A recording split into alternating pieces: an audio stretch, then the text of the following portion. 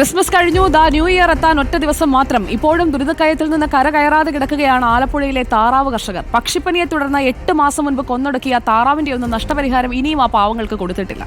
താറാവുകളെ വളർത്തുന്നതിനുള്ള വിലക്ക് തുടരുന്നതിനാൽ കടക്കിണിയിലാണ് കർഷകർ. ശരത് SS പറയും അവരുടെ ദുരിതം എത്രമാത്രമെന്ന്.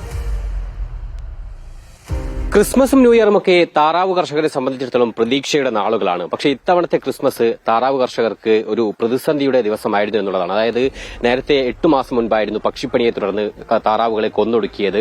മാത്രമല്ല, നിലവിൽ ഇപ്പോഴും താറാവുകളെ വളർത്തുന്നതിനും വിലക്കുണ്ട്. ആ പ്രതിസന്ധിയിൽ നിൽക്കുന്ന സാഹചര്യത്തിലായിരുന്നു ക്രിസ്മസും വന്നത്. അതുകൊണ്ട് തന്നെ കർഷകർ പലരും കടക്കണിയിലാണ് എന്നുള്ളതാണ് യാഥാർത്ഥ്യം. ഞാനിപ്പോൾ ആലപ്പുഴ കരുമാടിയിലാണുള്ളത്. ഇവിടെ ഇപ്പോൾ തുളസിച്ചേട്ടന്റെ എനിക്ക് ചുറ്റും താറാവുകളെ കാണാം. തുളസിച്ചേട്ടന്റെ താറാവാണ്. എത്ര മാസമായി? 8 മാസമായി പ്രതിസന്ധിയിലാണ് നിങ്ങളല്ലേ? 8 മാസമായിട്ട് ഈ താറാവുകളെ കൊല്ലുകയും താറാവിന്റെ 5 പൈസ നമുക്ക് കിട്ടാതെ ആയിട്ട് 8 മാസക്കാലങ്ങളായി. 5 പൈസയ്ക്ക് പോലും മാർഗമില്ലാതെ കൂട്ടത്തിൽ നിൽക്കുന്ന ഈ ശമ്പളക്കാർക്ക് പോലും പൈസ കൊടുക്കാനില്ലാതെ അവരെ കൂടെ വലഞ്ഞുകൊണ്ടിരിക്കുകയാണ്. ഇതെല്ലാം ഓരോരുത്തരോടും വട്ടിപ്പലിശയ്ക്കും സഹായിച്ചും ഒക്കെ മുന്നോട്ട് പോകുന്നതാണ്. അവരെല്ലാം വീടാന്തരം തോറും എന്നും കയറിയിറങ്ങുക. നമുക്ക് വീട്ടിൽ സൗകര്യമില്ല. ഈ സൗകര്യമില്ലാത്തടത്തോളം കാലം പൈസ താമസിച്ചു കഴിഞ്ഞാൽ ഇനി ഞങ്ങൾ മരണത്തിന്റെ വക്കിലേക്ക് കൂട്ടായിട്ട് മരിക്കും എന്നുള്ള തീരുമാനത്തിലിട്ടിരിക്കുക ഞങ്ങളുടെ ജീവിതം. അധികൃതരുമായി ബന്ധപ്പെട്ട സമയത്ത് അവരൊക്കെ എന്താണ് പറയുന്നത്?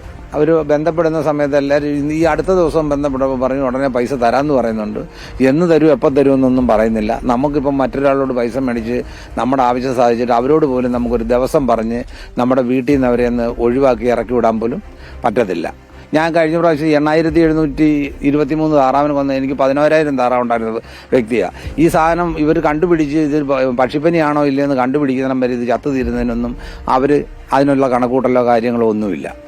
പിന്നെ അവരുടെ കൈ വന്ന് കൊന്നു കഴിഞ്ഞാൽ അതിന്റെ മാത്രം കണക്കെടുത്ത് പോവുക. ഇത് ഒരു കണക്കും എടുക്കണ്ട, 1 രൂപ ഞങ്ങൾക്ക് തരുവാൻ വേണ്ട. പക്ഷെ ഇതിനുള്ള മാർഗങ്ങൾ, ഇതിനുള്ള മരുന്നുകൾ കണ്ടുപിടിക്കുക, ഞങ്ങളെ നിലനിർത്തുക എന്ന് മാത്രമേ ഉള്ളൂ നമുക്കിപ്പോൾ പറയാനുള്ള ഒരു കാര്യം.